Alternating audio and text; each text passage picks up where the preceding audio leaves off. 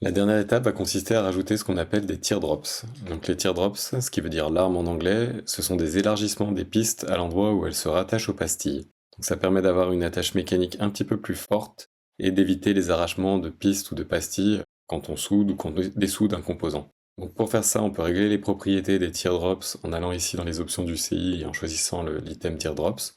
Donc nous, on va garder les réglages par défaut. Et donc pour les ajouter, on va aller ici dans le menu éditer, sélectionner éditer teardrops.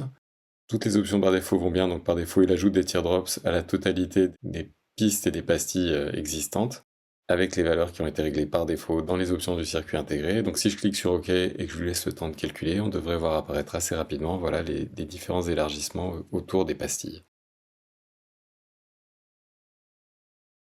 Une fois qu'on a terminé cette étape, on peut lancer une validation des règles de routage. J'exécute ici les DRC.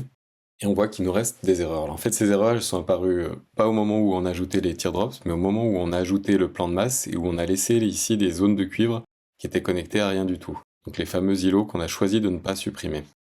Comme c'est voulu, et qu'on veut éviter d'avoir ces warnings, hein, il nous dit attention, c'est pas une véritable erreur, mais on aimerait bien quand même s'en débarrasser, on peut ici choisir d'ignorer toutes les violations de type zone de cuivre isolée. Et donc en faisant ça, on a terminé ici la finalisation de notre circuit imprimé.